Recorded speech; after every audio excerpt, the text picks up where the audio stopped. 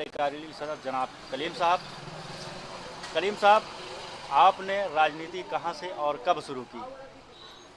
राजनीति मैंने किसान यूनियन से शुरू की है। काफ़ी दिन किसान यूनियन में रहा, कम से कम 20 साल के ऊपर। उसके बाद नेलोपा ज्वाइन की, डॉक्टर मसूद के साथ रहा,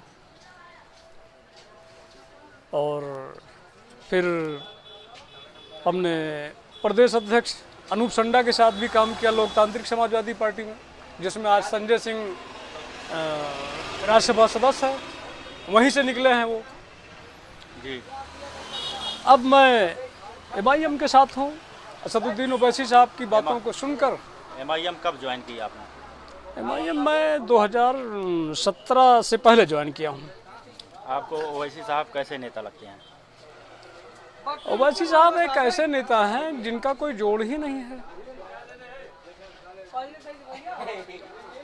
सारी बातें आगे खत्म हो जाती है कि उनका कोई जोड़ नहीं है। मौजूदा सियासत पर आप क्या कहना चाहते हैं? मौजूदा सियासत है ही कहाँ, पुलिस के दम पे सरकार चल रही है। राजनेता जो हैं वो अपने घरों में बैठे हुए हैं। आपके कहने का मतलब है कि प्रशासन आउट ऑफ कंट्रोल हो गया है?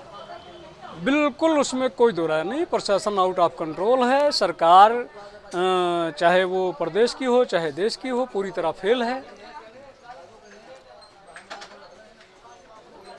अग्निपथ योजना है, इसमें युवा जो है इसका लगातार विरोध कर रहा है, जबकि सरकार और इसके मंत्री कह रहे हैं कि 4 साल में युवा 20 लाख रुपए कमा लेगा। अग्निपथ योजना के बारे में जैसा कि आप देख रहे हैं न्यूज़ पर बड़ा बवाल हो रहा है, इस पर क्या कहना चाहते हैं आप? अग्निपथ जो है वो सेना से ताल्लुक़ रखती है ना। हाँ। तो सेना में अगर 4 साल के लिए कोई जाएगा और 4 साल बाद वो वहाँ से 20-25 लाख लेकर वापस तो आ सकता है, लेकिन उसके बाद वो बेरोजगार ही तो होगा। और जो 4 साल के लिए जाएगा वो देश पर मिटने के लिए क्यों जाएगा?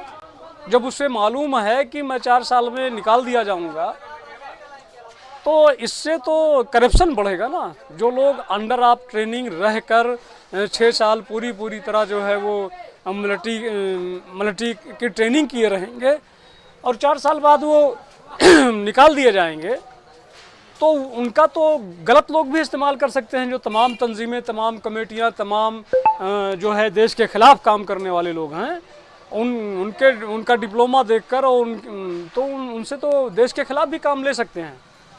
आपने टिकैत से राजनीति शुरू की, मतलब किसान यूनियन से राजनीति शुरू की।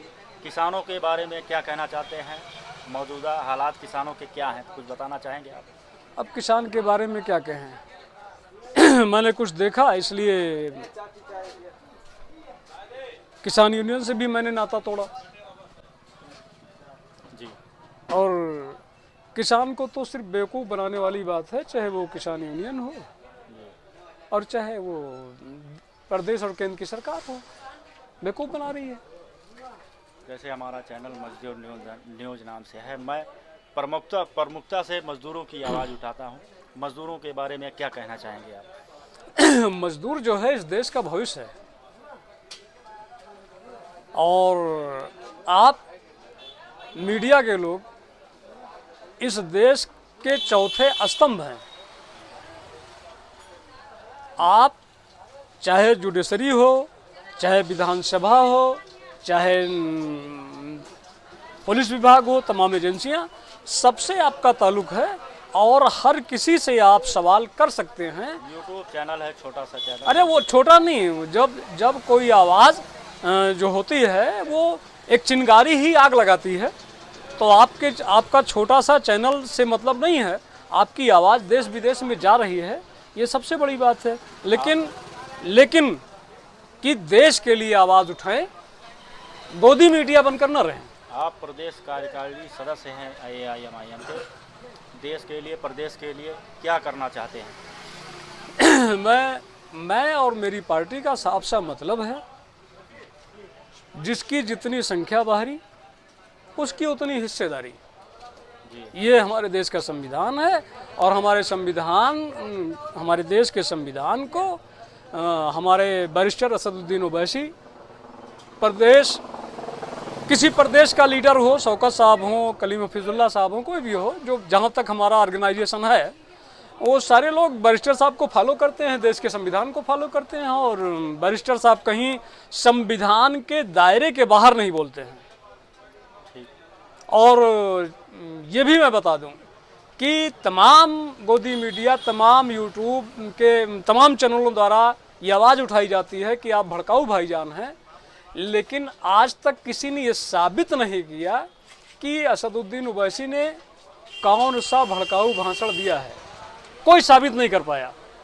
और इलेक्शन पीरियड में मोदी जी को चुनाव आयोग नोटिस देता है, अमित शाह को चुनाव आयोग नोटिस देता है, राहुल और सोनिया को चुनाव आयोग नोटिस देता है, लेकिन हमारे लीडर को, हमारे बैरिस्टर असदुद्दीन ओवैसी साहब को चुनाव आयोग ने आज तक नोटिस नहीं दी। क्या चुनाव आयोग भी उनके हाथों बिका हुआ है? देश को क्या संदेश देना चाहते हैं इस चैनल के माध्यम से? देश को, प्रदेश को, या अपने क्षेत्रवासियों को क्या संदेश देना चाहते हैं? मैं क्षेत्रवासी से लेकर प्रदेश और देश के लोगों को सिर्फ आपके चैनल के माध्यम से ये कहना चाहता हूँ कि देश इस वक्त विकट स्थिति में है, बुरी हालात में है, और देश के युवा को अब जागना चाहिए, और जो संविधान के दायरे में बात करता हो, जो संविधान की बात करता हो, उसके साथ चलकर देश को मजबूती देना चाहिए।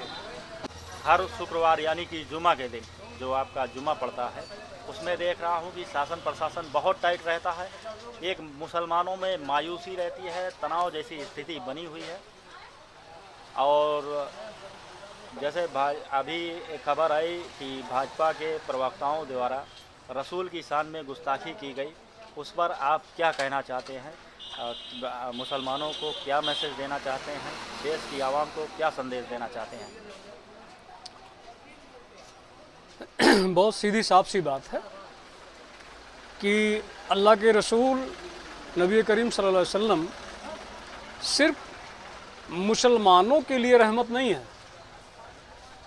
आप रहमतुल लिल आलमीन हैं, और आप सारे आलम के रहमत हैं। एक मुसलमानों के लिए नहीं है। जो लोग नहीं समझ सकते, जो लोग जिन्हें मालूम नहीं है, वो तो ऐसी बातें करेंगे ही। हमारी सबसे बड़ी किताब कुरान है। कुरान से बड़ी किताब मुसलमानों के लिए कोई किताब नहीं है। अल्लाह ने अपने कुरान में फरमाया कि लकुम दीनकुम वलिया दीन, तुम्हारा दीन तुम्हारे लिए, औरों का दीन औरों के लिए। हमें तो यहाँ तक मनाही है कि हम किसी के दीन पे कोई टीका टिप्पणी ना करें। हम अपने, अच्छा, और भारत का संविधान भी यही है कि आप अपने दीन पर मुकम्मल तौर से कायम रहो, लेकिन दूसरों के दीन पे कोई छीटाकशी न करो, और ना मुसलमान करता है। हमारे नबी करीम सल्लल्लाहु अलैहि वसल्लम के शान में गुस्ताखी जो नुपुर शर्मा ने और नवीन जिंदल ने किया, और आए दिन तमाम बीजेपी के कुछ न कुछ छोटे भैया बड़े लोग क्या करते हैं।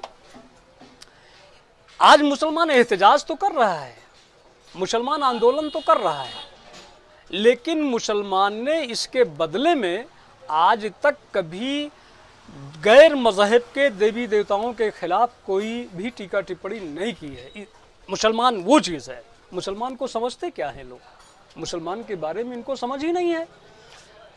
जुमे की नमाज का मतलब ये नहीं कि हम आंदोलन करने के लिए जुमे में इकट्ठा होते हैं। जुमे का मतलब जमा से है कि तमाम लोग जब इकट्ठा होंगे तो वो जुमा होता है, जमा से जुमा, ठीक है ना। और जुमा एक साथ लोग पढ़ते हैं, हमेशा पढ़ते आए हैं। रहा कि जो शरारतें हैं, शरारतें नहीं होनी चाहिए, हम भी ये कह रहे हैं। कानून को हाथ में नहीं लेना चाहिए। भारत का जो संविधान है, हमारे लीडर ने ये कहा कि देश ना गीता से चलेगा ना कुरान से चलेगा, देश संविधान से चलेगा। ये हमारे लीडर ने बार बार कहा, और हमारा ही लीडर भड़काऊ कहा जाता है, भड़काऊ भाईजान कहा जाता है। और जो लोग देश के गद्दारों को गोली मारो, और फिर जब ये नुपुर शर्मा वगैरह जो कह रही हैं, वो उसमें कौन सी बड़ी दिक्कत है भाई? जब हम जिस पार्टी में है उस पार्टी वो पार्टी सरकार में है और प्रधानमंत्री ही हमारे जो हैं वो कहते हैं कि हम कपड़ों से कौम की पहचान कर लेते हैं। तो अगर ये लोग ऐसा कह रहे हैं तो क्यों कह रहे हैं? अगर इस तरह से हमारे प्रधानमंत्री ने कभी नहीं कहा होता तो आज ये जो लीडर हैं बीजेपी लोग ऐसा कह रहे हैं तो क्यों कह रहे हैं? अगर इस तरह से हमारे प्रधानमंत्री ने कभी नहीं कहा होता तो आज ये जो लीडर हैं बीजेपी के, इनकी कभी हिम्मत न पड़ती कि हम किसी के मजहब के खिलाफ छीटाकशी करें। मुसलमानों को क्या संदेश देना चाहते हैं? मुसलमान को मैं बिल्कुल संदेश वही देना चाहता हूँ जो मेरे लीडर असदुद्दीन ओवैसी साहब, जनाब शौकत साहब प्रदेश के हमारे अगुआ दे रहे हैं। यही मैं भी प्रदेश कमेटी में रहते हुए यही चीज़ मैं भी अपने मुसलमानों को क्या,